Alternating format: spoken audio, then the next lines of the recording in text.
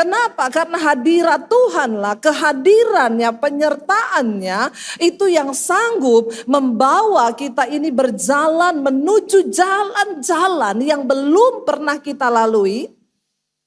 Dan di sana ada rencana dan janji Tuhan sudah menanti kita. Kami tahu kami punya Tuhan yang tidak pernah gagal di dalam hidup kami. Karena itu Bapa, kami mau menyelaraskan diri kami dengan cara Tuhan bekerja. Kami mau bersepakat dengan Tuhan dalam hidup ini. Untuk kami boleh berjalan di dalam jalan-jalan-Mu agar kami boleh menggenapi semua rencana Tuhan atas hidup kami. Urapi setiap kami hari ini, urapi hamba-Mu yang tidak ada apa-apanya Tuhan. Berbicara bagi kami, sampaikan isi hati-Mu bagi kami. Di dalam nama Tuhan kami Yesus Kristus, kami buka hati bagi firman Tuhan, sama-sama kita katakan amin. Tepuk tangan buat Tuhan Yesus. Silakan duduk Bapak Ibu yang terkasih, shalom. Bagaimana kabarnya hari ini? Luar biasa karena kita punya Tuhan yang luar biasa. Bapak Ibu yang terkasih, saya percaya setiap kita hari ini datang ke tempat ini karena sebuah kerinduan tentunya untuk kita bisa mengerti rencana Tuhan di dalam hidup kita. Amin.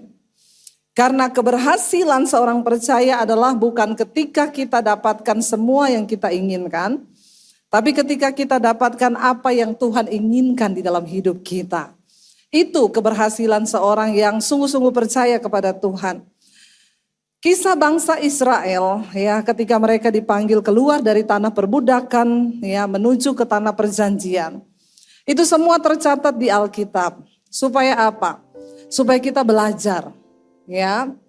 Firman Tuhan berkata semua itu ditulis di dalam Alkitab supaya kita belajar. Ya, bahwa apa?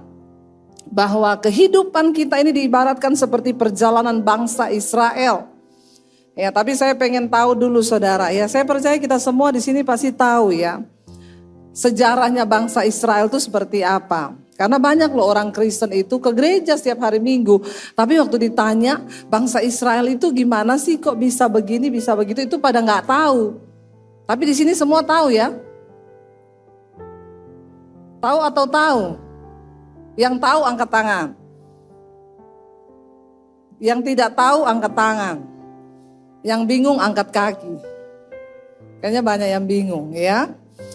Alkitab berkata kita itu harus tahu ya. Makanya yang tidak tahu ikut mesbah doa di channel Debbie Basir TV.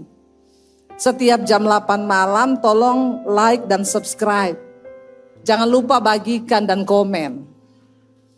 Ya, di mesbah doa malam itu saya membahas firman Tuhan itu dari kitab Kejadian. Kenapa? Karena banyak sekali orang Kristen yang tidak mengerti sejarah tentang bangsa Israel. Padahal itu sangat penting agar kita tahu bagaimana kita menjalani hidup itu, patokannya itu ada di sana.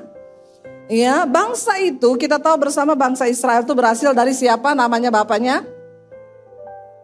Yang akhirnya jadi Israel siapa? Yakub ya. Dan Yakub itu akhirnya dia bergumul dengan Allah dan sejak hari itu namanya dirubah menjadi Israel. Dan ketika dia melahirkan anak saudara, ya berapa anaknya Yakub? 12 suku Israel. Sebenarnya ada yang perempuan tapi tidak terhitung. Dari 12 suku Israel ini tiba-tiba Yusuf ya. Kenapa mereka sampai ke Mesir? Pada waktu itu Yusuf mendapat mimpi, lalu dicerita kepada saudara-saudaranya, aku dapat mimpi loh.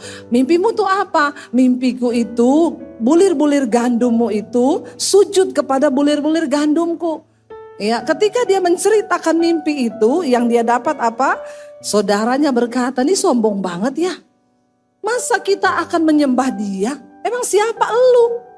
Lalu mereka bermufakat, bagaimana kalau kita tangkap Yusuf, kita buang dia, bunuh aja dia, lalu dibuang ke sumur. Ketika mereka membuang Yusuf ke sumur, mereka berpikir lagi, emang dasar orang jahat. Kalau kita cuma buang dia, rugi loh, enggak dapat apa-apa, dia cuma mati. Mending kita jual supaya kita dapat duit, ya. Jadi dalam hidup ini ada orang-orang yang akan berbuat jahat kepada kita. Termasuk mungkin itu keluarga sendiri. Tapi nggak apa-apa, itu Tuhan izinkan, bersyukurlah. Dan akhirnya apa saudara, ketika Yusuf dijual, jatuhlah dia ke tangan siapa? Potifar. Ya, jadi ini kita nggak apa-apa ya, belajar seperti sekolah minggu dulu ya. Nanti siapa yang bisa jawab ambil sepeda di belakang. Nggak tahu tuh sepedanya siapa, pokoknya ambil saja. Lalu saudara sampailah Yusuf ke Mesir karena dijual sebagai budak. Di Mesir, Yusuf tinggal di rumahnya Potifar. Dia disertai Tuhan karena dia takut akan Tuhan. Dan Alkitab berkata Tuhan memberkati semua yang dilakukan oleh tangan Yusuf karena dia takut akan Tuhan. Ketika dia diberkati Tuhan, apapun yang dia lakukan dengan tangannya Tuhan buat berhasil. Kalau saudara mau berhasil, hiduplah takut akan Tuhan.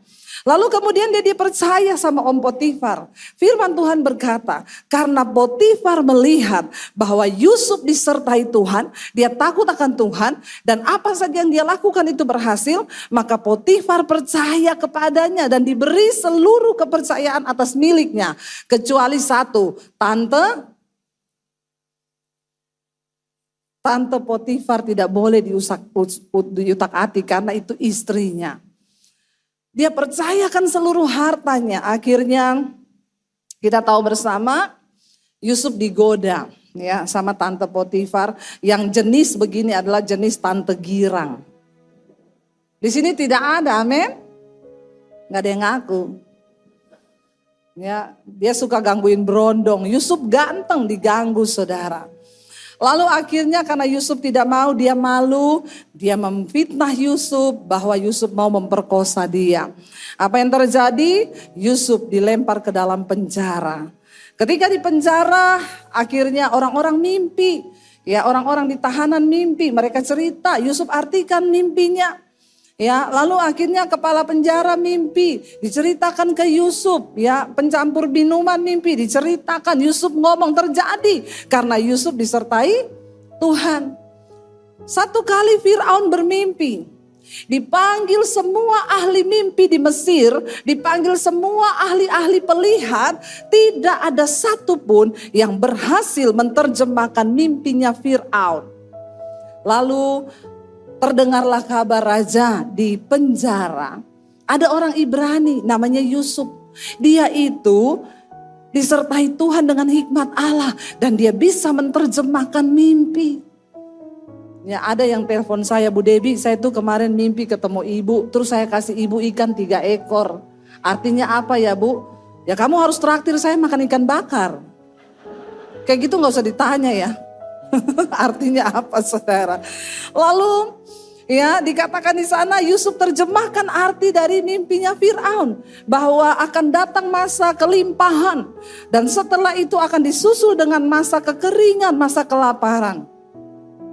Firaun puas mendengar apa yang Yusuf terjemahkan dari mimpinya, lalu dia berkata begini, aku tahu bahwa engkau itu disertai Tuhan.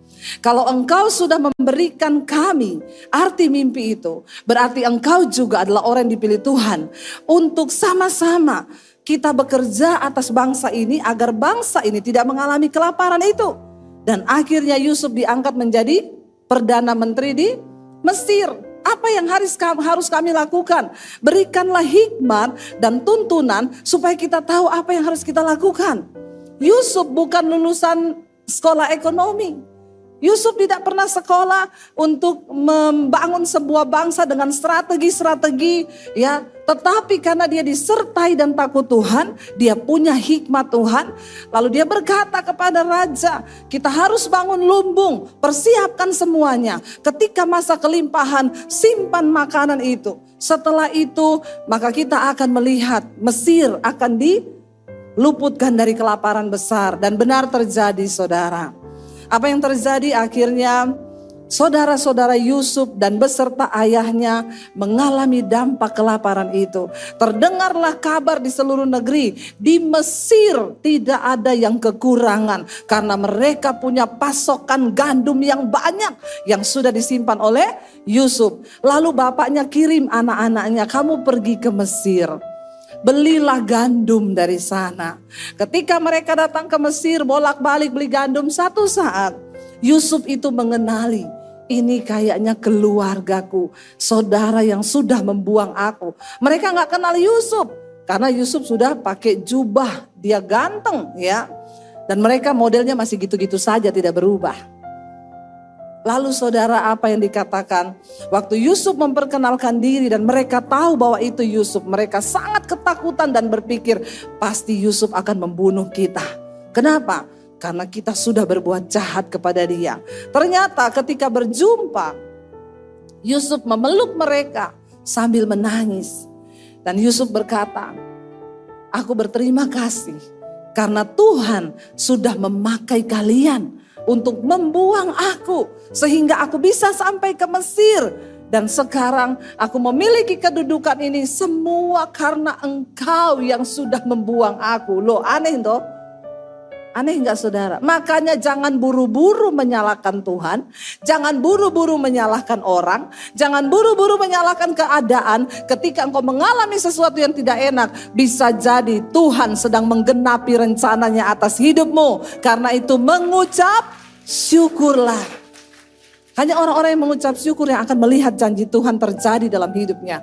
Apa yang terjadi setelah itu? Yusuf meminta kepada Fir'aun memberikan tempat bagi keluarganya. Zaman itu orang Mesir dan orang Ibrani tidak boleh hidup sama-sama. Tapi karena Yusuf sudah berjasa atas Mesir, Fir'aun bilang boleh. Aku memberi engkau sebuah tempat, hiduplah di sini. Sejak saat itu Yusuf dan keluarganya sangat disayang saudara di Mesir. Mereka mulai bertumbuh menjadi satu bangsa yang besar, beranak cucu. Tetapi mereka menjadi satu bangsa yang diberkati di Mesir. Singkat cerita Alkitab berkata, matilah Fir'aun dan matilah juga Yusuf. Ketika Yusuf mati, kemerosotan di bangsa itu mulai terjadi. Mereka tidak lagi menyembah kepada Allah. Lalu Fir'aun yang satu mati diganti oleh Fir'aun yang baru. Fir'aun itu bukan nama orang, tapi julukan ya bagi raja Mesir. Akhirnya saudara, naiklah Fir'aun yang baru. Ketika Fir'aun yang baru ini lahir, naik, dia berkata, enak aja ini orang Ibrani. Mereka tinggal di negara kita, mereka lebih kaya, mereka lebih mapan, mereka lebih gini. Kenapa kita gak jadikan mereka budak? Itulah sejarah kenapa bangsa Israel itu diperbudak di Mesir. Jauh sebelum itu Tuhan sudah berfirman kepada Abraham, aku akan memberikan kepadamu dan keturunanmu sebuah tanah yang diberkati. Lalu bangsa Israel berseru-seru kepada Tuhan, Tuhan lepaskan kami dari perbudakan ini, tidak enak kami di sini. Bahkan mereka dibunuh, mereka dianiaya. Mereka menyebut nama Allah, berseru kepada Tuhan. Alkitab berkata Tuhan mendengar doa mereka. Lalu Tuhan memilih siapa? Musa untuk membawa bangsa itu keluar dari perbudakan di Mesir. Saudara, ketika Musa membawa bangsa itu keluar dari tanah perbudakan di Mesir, mujizat pertama yang mereka alami itu apa? Yaitu laut yang terbelah. Di depan ada laut, di belakang ada tentara Fir'aun. Bingung saudara, mau bagaimana ini? Ya, Tuhan berkata kepada Musa, di tanganmu ada tongkat. Ulurkan tongkat itu ke air.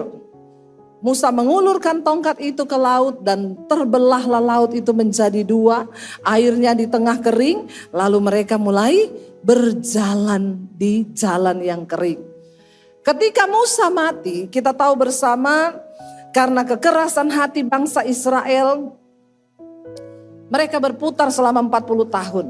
Itu kalau jalan kaki saudara sebenarnya cuma 10 hari. Seperti saudara-saudara Yusuf datang ke Mesir itu 10 hari kata Alkitab. Ya, mereka itu berjalan harusnya cuma 10 hari. Kalau saudara tidak percaya nanti saudara ikut saya ke Israel, saudara jalan dari Mesir. Ya, lalu saudara lihat benar gak 10 hari. Lewati padang gurun saudara ya.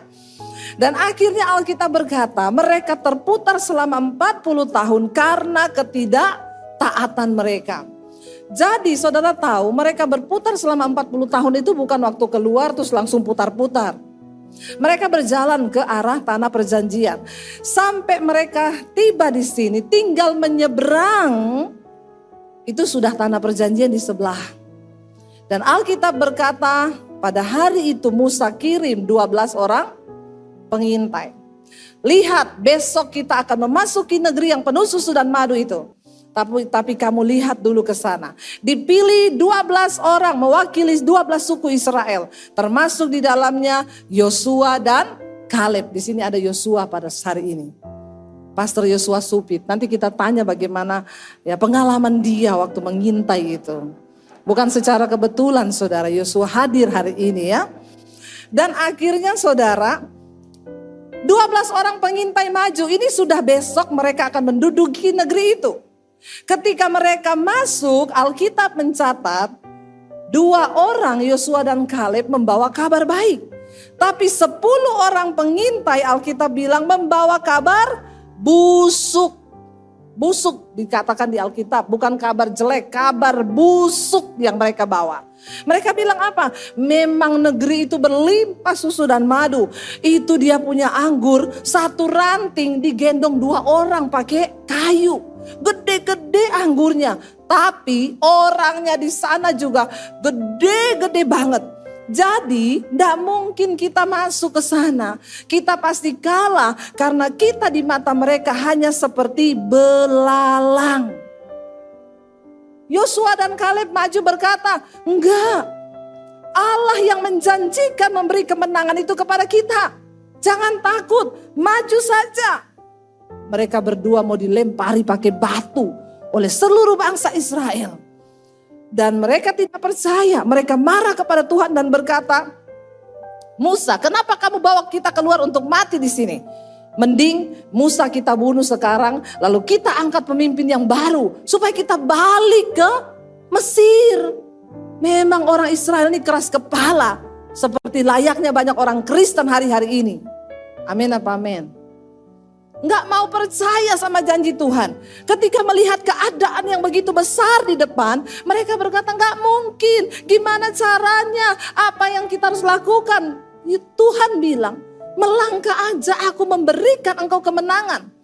Karena mereka tidak percaya. Hari itu juga ketika mereka hendak melempari Musa dengan batu, Tuhan menyatakan diri di dalam kemuliaannya dan berkata, hai bangsa yang tidak percaya, engkau sudah merendahkan Tuhan Allahmu.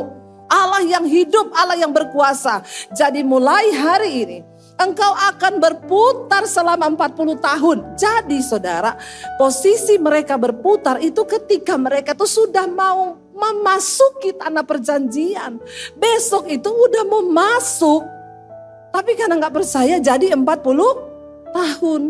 Jangan sampai kita ini sudah melihat janji Tuhan, tapi karena kita merendahkan Tuhan, gak percaya, lalu kita gak melihat. Dan Tuhan berkata begini, mulai hari ini kamu akan berputar selama 40 tahun, dan dengar baik-baik, semua angkatan yang keluar dari Mesir harus mati di padang gurun. Cuma yang lahir, ya, yang generasi baru, yang lahir dan berumur 20 tahun ke bawah, cuma itu yang boleh masuk beserta dengan Yosua dan Kaleb. Mereka yang lain semua dibunuh saudara. Dan akhirnya sejak hari itu mereka berputar selama 40 tahun. Itu baru pembukaan kisah tentang bangsa Israel. Sekarang kita baru masuk khotbah. Lo kok tertawa lo? Ya, jangan tertawa, ini serius ya. Sekarang kita masuk khotbah. Setelah itu Musa mati, Tuhan mengangkat Yosua. Ya, dan kebetulan ada Yosua di sini. Mari kita lihat Yosua pasal yang ketiga, ya. Ketika bangsa itu dipimpin oleh Yosua, saudara, ya kita lihat bersama Yosua pasal yang ketiga, ayat yang pertama dulu kita baca sampai ayatnya yang ke-17 secara bergantian biar cepat ya. Yosua 1 saya, saudara 2 dan seterusnya. Jadi semua harus baca Alkitab. Karena saya tahu banyak yang jarang baca Alkitab di rumah. Jadi di gereja harus baca Alkitab. Yuk, judul perikopnya menyeberang sungai Yordan. Ya, ayat 1. Yosua bangun pagi-pagi, lalu ia dan semua orang Israel berangkat dari Sitim. Ya, sampailah mereka ke sungai Yordan. Maka bermalamlah mereka di sana sebelum menyeberang. Ayat 2. Setelah Para pengatur pasukan menjalani seluruh.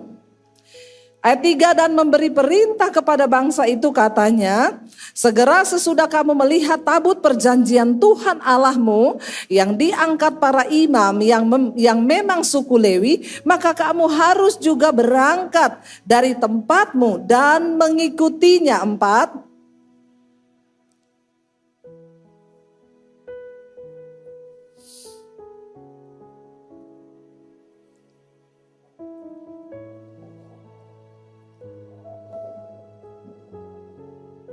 Saudara perhatikan, mereka hendak menyeberang sungai Yordan, di depan sana itu tanah perjanjian. Dan Tuhan berkata, yang menjadi penuntun itu adalah tabut perjanjian, itu harus dibawa oleh para imam. Dan di sana Alkitab berkata begini saudara ya, mereka harus berjarak dengan tabut itu. Artinya apa? Tabut itu harus tetap terlihat jarak pandangnya. Supaya apa? Ya, supaya kamu mengetahui jalan yang harus kamu tempuh. Sebab jalan itu belum pernah kamu lalui.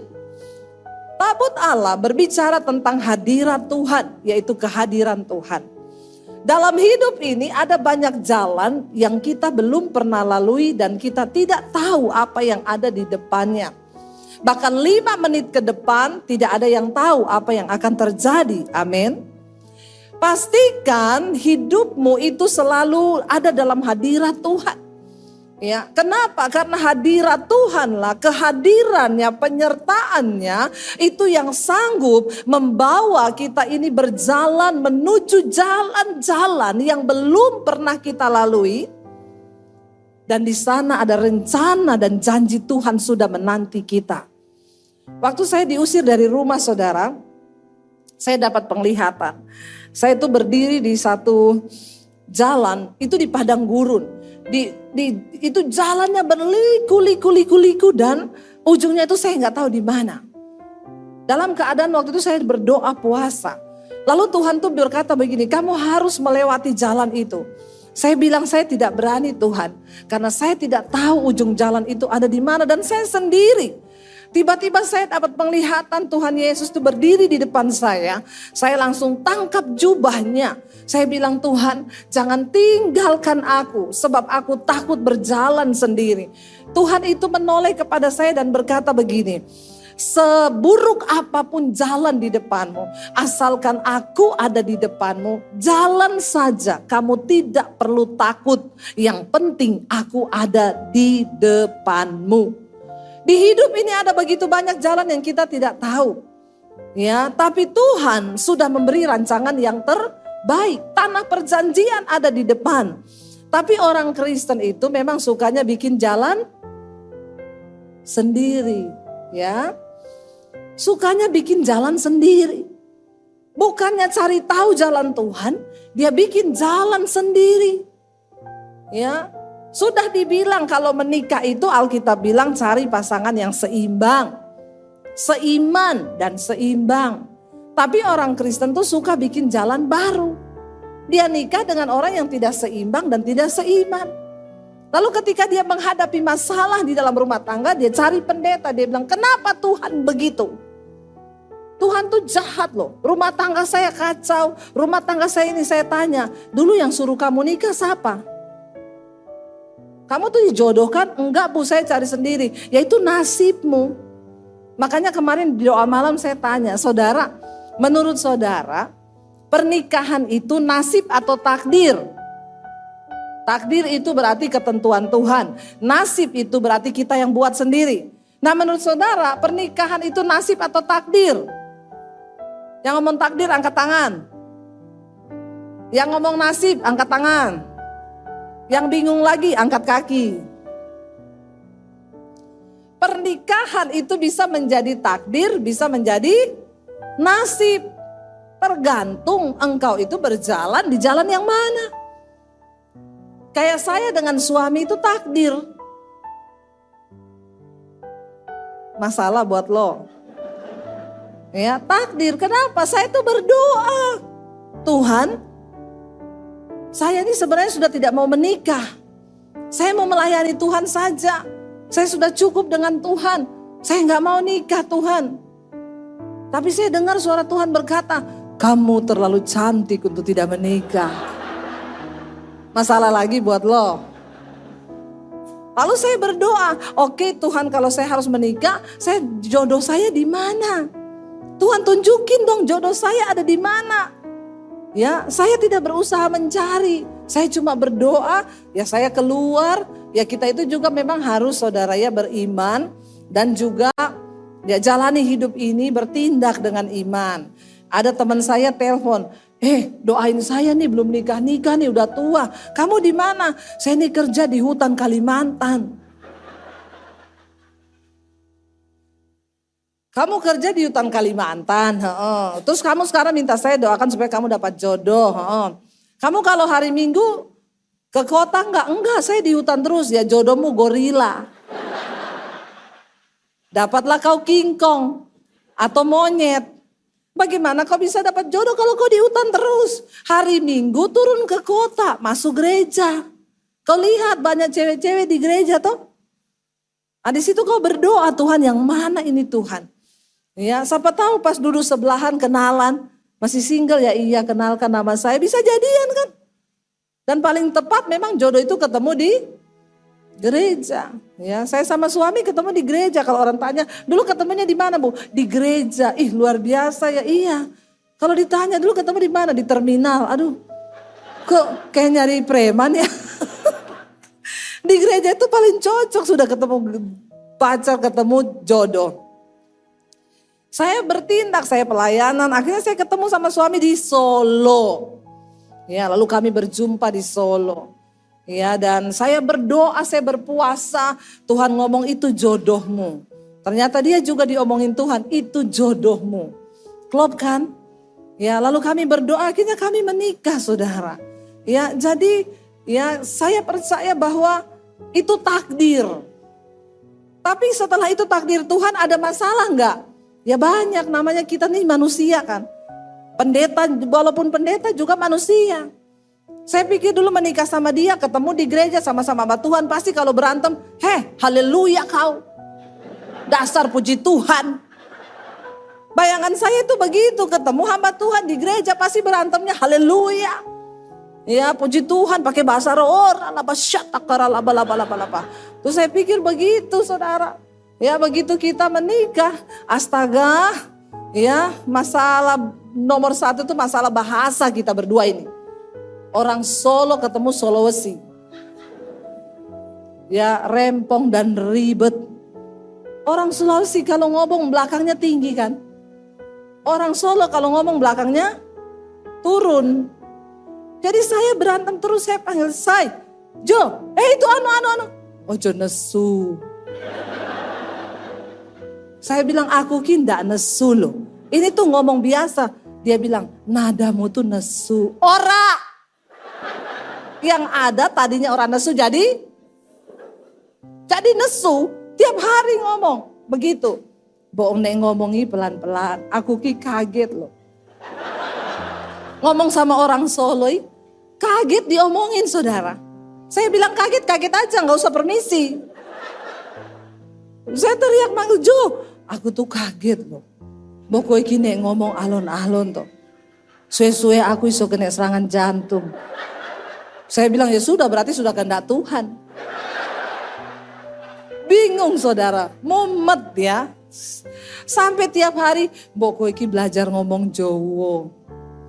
Saya bilang gimana caranya ngomong Jawa? Saya ini besar di Sulawesi puluhan tahun. Ya, nek ngomong Jawa itu nada belakangnya turun. Saya bilang orang Sulawesi kalau ngomong nada belakangnya tinggi.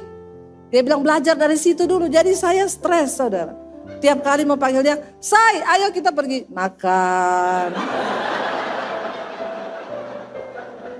Pusing saudara. Masalah bahasa itu jadi masalah kita setiap hari. Setiap hari. Ya dia bilang belajar ronon. Nanti suwe-suwe yo iso. Ora iso, saya balik, coba kamu, tak suruh kamu ngomong belakangnya ganti nada tinggi. Ya dia ndak bisa.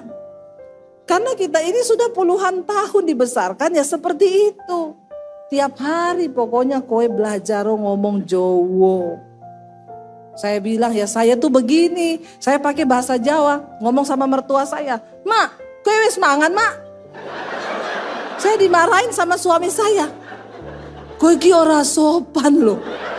Lah maksudnya apa? Lah kan aku tanya. Kata dia makanya kowe ki ojo pakai basa Jawa say. Ngopo? Lah nadamu ki Sulawesi. Terus kowe ngomong Jawa. Astaga, itu kasar banget. Lah ngomongnya harusnya gimana? Nek ngomong sama orang tua itu bukan kowe wis mangan mak. Itu gak tahu sopan namanya. Lah ngomongnya piye? Mak, sampun dahar. Astagfirullah, subhanallah. Rempong ya, rempong loh. Susah minta ampun. Ya sampai ya itu saya pagi-pagi bangun jadi Sri Rezeki. Setiap hari saya dituntut. Saya bilang aku ini Debbie Basir. Aku ini bukan Sri Rezeki. Kamu tuh nikah sama Debbie Basir loh, bukan Sri Rezeki. Dia selalu bilang isonon belajar loh. Akhirnya saya mau balas dendam. Besok aku tak jadi wong Jowo. Saya bangunin dia pagi-pagi. Mas tangio mas. Sampean arep darbi mas. Wes kulo cepake. Dia kaget bangun saudara. Dia bilang kenapa ada Sri Rezeki di sini. Ya. Sampai siang saudara, sampai malam. Saya ngomong monggo mas. Dia bilang gini biasa wae. Saya bilang mboten nopo-nopo. Kulo tak jadi wong Jawa mas. Sampai malam saudara. Saya pikir kita akan jadi cocok karena itu permintaannya dia. Ternyata saya mau gila dia mau sinting. Sampai malam udah mau tidur dia bilang non biasa wae. Mboten wong Jawa mas. Dia bilang enggak. Jadi saiki masih pilih Debbie Basir atau Sri Rezeki. Dia bilang saya Debbie Basir wae. Oke kalau begitu.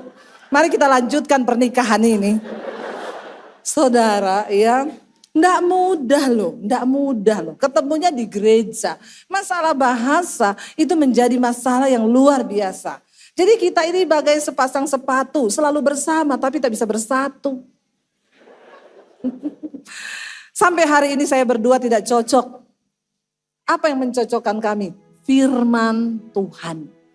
Makanya jarak pandangmu dengan hadirat Tuhan tuh gak boleh lepas. Ada banyak hal yang kita gak tahu di hidup ini. Kita berharap menikah enak-enak aja. Kita berharap menikah dengan orang gereja. Nanti kalau berantem puji Tuhan haleluya 12 kali. Ternyata jadi ribet sampai saya tuh stres. Tapi ketika kami menjadikan firman Tuhan sebagai tolak ukur. Yang akan menuntun langkah-langkah kami ke depan. Sekarang tuh kami luar biasa saudara. Hampir gak pernah berantem loh kita. Kalaupun berantem 5 menit cukup. Bilang. Nggak ada amin nih. Bapak ibu berantem 5 menit cukup. Kalau jiwamu sehat pasti bisa. Ya ngomong saya cukup sudah 5 menit ayo kita berdoa. Selesai. Ya lalu saudara Yosua berkata pastikan jarak pandangmu dengan hadirat Tuhan itu gak terputus. Karena itu yang akan menuntun langkahmu di hidup ini. Kita gak akan tahu apa yang akan terjadi. Ya 2023 apa yang akan terjadi. Gak usah tahu, gak usah kepo. Bagian kita bergaulah dekat dengan Tuhan. Miliki hadirat Tuhan dalam hidup kita. Karena itu yang akan menuntun langkah-langkah kita. Dunia berubah, keadaan berubah. Tapi firman Tuhan itu tidak pernah berubah. Ayat yang kelima dikatakan berkatalah Yosua kepada bangsa itu kuduskanlah dirimu. Sebab besok Tuhan akan melakukan perbuatan yang ajaib di antara kamu. Untuk melihat perbuatan yang ajaib yang akan Tuhan kerjakan syaratnya adalah kuduskan dirimu. Mari saudara kita berjalan di dalam kekudusan. Buang segala dosa yang selingkuh-selingkuh tidak ada lagi amin. Ada di sini yang masih selingkuh? Jangan angkat tangan. Nanti kita baptis ulang. Buka kolam rendam 15 menit. Biar engkau buka mata langsung di rumah Bapa di sorga. Lebih baik tubuhmu binasa tapi jiwamu selamat. Sekarang banyak orang itu selingkuh. Ya, kalau engkau ingin melihat mujizat dan perkara ajaib yang akan Tuhan kerjakan, kuduskan dirimu, kata firman Tuhan. Lalu ayat yang ke-6 dikatakan di sana, ya kita baca bersama. Dan kepada para imam itu Yosua berkata demikian, angkatlah tabut perjanjian dan menyeberanglah di depan bangsa itu. Maka mereka mengangkat tabut perjanjian dan berjalan di depan bangsa itu. Ayat 7. Dan Tuhan berfirman kepada Yosua, pada hari inilah aku mulai membesarkan namamu di mata seluruh orang Israel. Supaya mereka tahu bahwa seperti dahulu aku menyertai Musa, demikianlah aku akan menyertai engkau. Tuhan bilang, sekarang aku akan membesarkan namamu. Saudara, jangan coba membesar-besarkan diri. Gak usah coba membesar-besarkan nama. Biar Tuhan yang membesarkan nama kita. Biar Tuhan yang membesarkan pekerjaanmu. Biar Tuhan yang membesarkan pelayananmu. Gak usah cari muka, gak usah cari nama. Carilah perkenanan Tuhan. Maka kalau Tuhan yang membesarkan namamu, tidak ada orang yang bisa merendahkanmu. Ketika Tuhan yang membuka pintu, gak ada satupun yang dapat menutupnya. Kalau Tuhan yang menutup, gak ada yang bisa buka. Itulah Tuhan yang berdaulat di dalam hidup kita. Dan akhirnya saudara dikatakan di sana ayat yang ke-8. Maka kau perintahkan kepada para imam pengangkat tabut perjanjian itu demikian. Setelah kamu sampai ke tepi air sungai Yordan, haruslah kamu tetap berdiri di sungai Yordan itu. Ayat yang ke-9. Lalu berkatalah Yosua kepada orang Israel, datanglah dekat dan dengarkanlah firman Tuhan Allahmu. Ya, lagi kata Yosua, dari hal inilah akan kamu ketahui bahwa Allah yang hidup ada di tengah-tengah kamu, dan bahwa sungguh-sungguh akan, ya dikatakan bahwa sungguh-sungguh akan dihalaunya orang Kanaan, orang Het, orang Hewi, orang Feris, orang Girgasi, orang Amori dan orang Yebus itu dari depan kamu. Sesungguhnya tabut perjanjian Tuhan semesta bumi berjalan menyeberang di depan kamu masuk ke sungai Yordan. Saudara perhatikan. Ya, perhatikan baik-baik. Tuhan itu mau supaya orang melihat bahwa Allah yang hidup itu ada di dalam hidup kita. Itu tujuannya. Tuhan ingin mengangkat hidup kita supaya mata orang terbuka dan melihat sungguh Allah yang dia sembah itu adalah Allah yang hidup.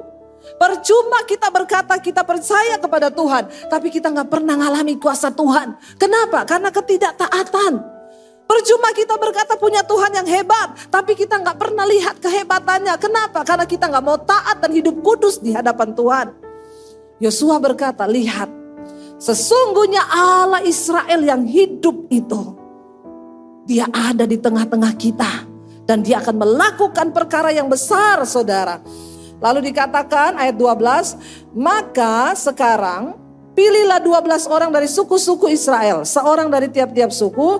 Segera sesudah kaki para imam pengangkat tabut Tuhan itu semesta bumi berhenti di dalam air sungai Yordan, maka air sungai Yordan itu akan terputus. Air yang turun dari hulu akan berhenti mengalir menjadi bendungan. Perhatikan cara kerja Tuhan, saudara. Waktu mereka baru keluar dari Mesir, yang mereka hadapi adalah Laut Teberau. Tuhan berkata kepada Musa, arahkan tongkatmu. Lalu air itu terbelah menjadi dua, tanahnya kering. Baru mereka melangkahkan kaki ke tanah yang kering itu. Tapi ketika mereka sudah berputar 40 tahun di padang gurun, ada banyak hal yang Tuhan sudah ajarkan kepada bangsa itu. Iman mereka mulai naik. Yang dari umur 20 tahun ke bawah, itu otaknya sudah dicuci oleh firman Tuhan. Dan metode Tuhan itu berbeda. Air sungai Yordan yang besar itu masih mengalir dengan deras. Tuhan bilang, turun ke air itu. Kalau pada waktu itu mereka tidak punya iman, mereka akan berkata, Tuhan gak main-main loh. Ini sungai lebar loh, airnya dalam loh. Kita disuruh turun. Kenapa Tuhan tidak melakukan seperti dulu saja? Musa membelah sungai itu. Setelah jalannya menjadi kering baru mereka melangkah. Tapi kali ini enggak. Tuhan bilang melangkah. Sekalipun air itu deras, engkau harus punya iman melangkah. Jika Tuhan yang menyuruh, maka Tuhan yang akan memberkati. Air apa yang sedang ada di dalam hidupmu hari ini? Arus apa yang sedang deras hari ini? Apakah keuanganmu? Pergumulan rumah tanggamu? Tuhan bilang turun dengan iman. Hadapi tantangan itu. Dan percaya kepada janji Tuhan. Bahwa Dia itu Allah yang ya dan amin. Wow. Waktu kita berjalan bersama Tuhan, kita akan melihat Tuhan akan terus berperkara. Ya, Tuhan akan terus menuntun. Saya banyak melihat saudara, perkara besar Tuhan kerjakan di dalam pelayanan saya. Apa yang tidak mungkin itu menjadi mungkin. Bagaimana saya bisa membayangkan membangun sebuah sekolah misi untuk menyekolahkan anak-anak dari desa yang tidak mampu menjadi hamba Tuhan. Saya ini siapa Tuhan? Saya nggak punya uang. Saya nggak punya latar belakang pendidikan yang tinggi. Kenapa Tuhan pilih saya? Tapi hari ini saya mengerti. Ketika Tuhan mencukupkan segalanya. Saya nggak pernah cari dana. Saya nggak pernah minta uang. Sebab Tuhan yang saya sembah Tuhan yang hidup. Dan kalau Dia hidup Dia tahu. Kita nggak perlu merekayasa Tuhan. Ada banyak hal yang Tuhan sanggup lakukan di luar nalar dan logika kita. Bagian kita melangkah dengan iman. Percaya bahwa Tuhan sanggup. Air itu masih mengalir deras saudara. Alkitab berkata, segera ayat 13, sesudah kaki para imam itu pengangkat tabut Tuhan itu, ia berhenti di dalam air sungai Yordan, maka air sungai Yordan itu terputus saudara. Ya, dan menjadi jalan, menjadi bendungan. Ayat 14, ketika bangsa itu berangkat dari tempat perkemahan mereka untuk menyeberangi sungai Yordan, para imam pengangkat tabut perjanjian itu berjalan di depan bangsa itu.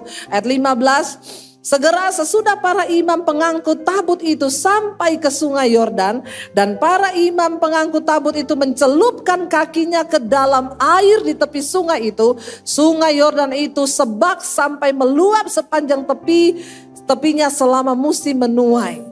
Maka ayat 16 berkata, berhentilah air itu mengalir. Air yang turun dari hulu melonjak menjadi bendungan jauh sekali di dekat Adam, kota yang terletak di sebelah Sartan. Sedang air yang turun ke laut Araba itu, yakni laut asin, terputus sama sekali.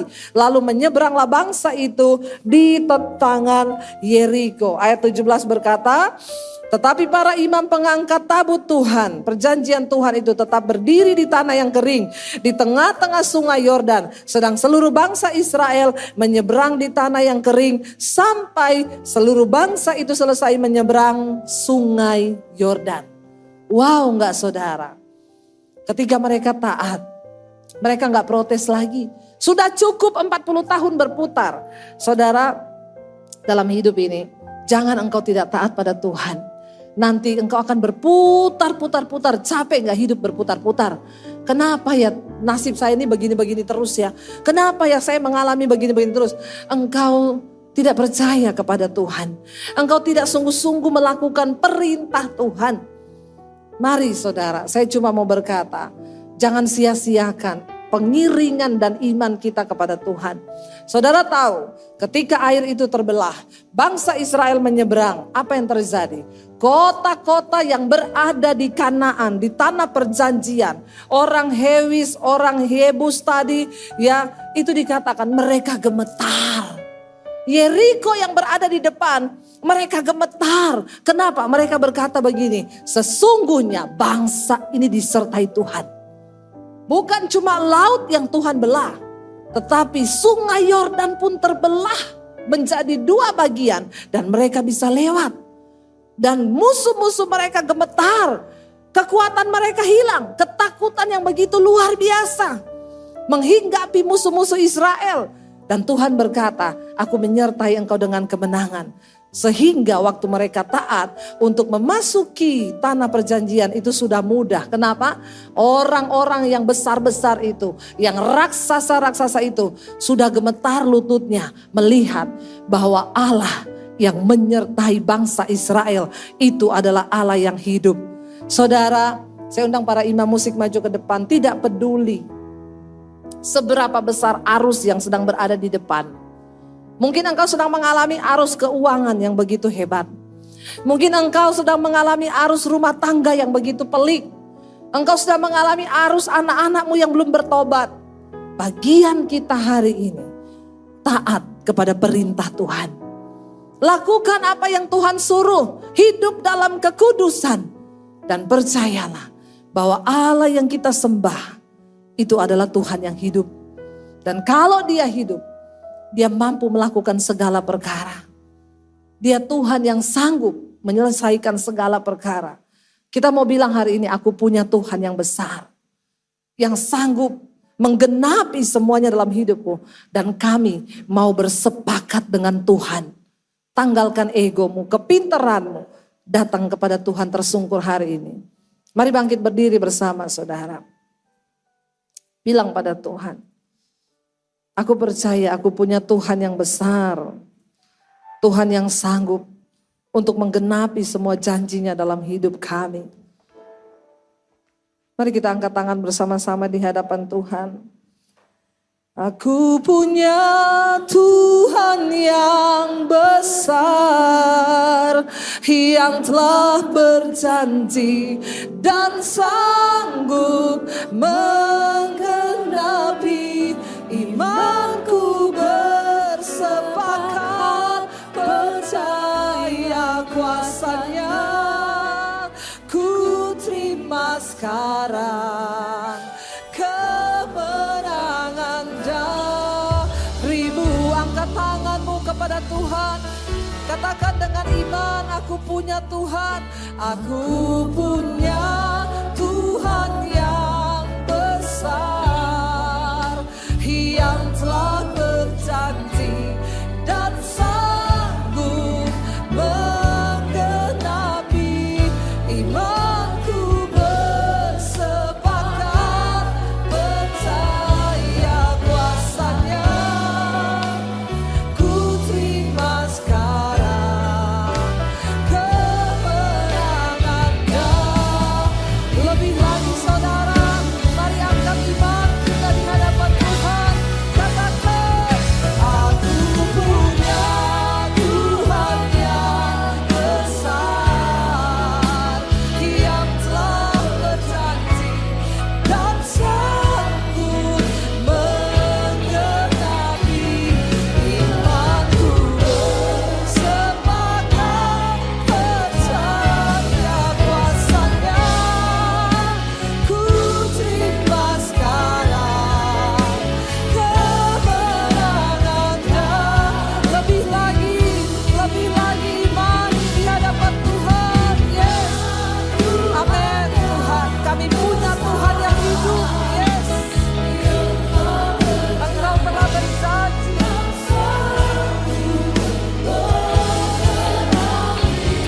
Imanku bersepakat percaya kuasanya. Ku terima sekarang kemenangan darimu. Mari tutup mata kita di dalam hadirat Tuhan.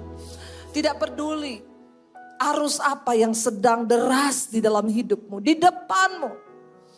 Tuhan tidak terlebih dulu mengeringkan sungai itu untuk mereka berjalan. Seringkali rasanya tidak terlihat jalan Tuhan itu. Tetapi disitulah Tuhan sedang menguji iman kita.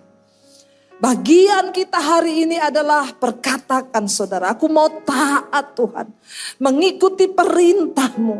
Dan aku mau percaya bahwa hanya jalan Tuhan itu yang terbaik. Kami tanggalkan ego, kami tanggalkan kesombongan kami.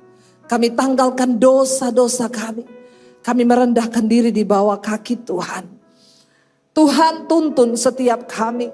Tahun ini tidak ada kekuatan kami, tidak ada kepintaran kami. Semua hanya karena perkenanan Tuhan. Kami mau berjalan bersama dengan Tuhan. Kami mau imani bahwa Engkau telah berjanji. Di depan itu ada negeri yang berlimpah susu dan madu. Kami hanya tinggal melangkah dan berjalan mengikuti tuntunan Tuhan. Mampukan kami untuk terus percaya kepada Tuhan. Sekali lagi angkat imanmu hari ini saudara. Angkat tanganmu di hadapan Tuhan. Dengan sungguh katakan sekali lagi. Aku punya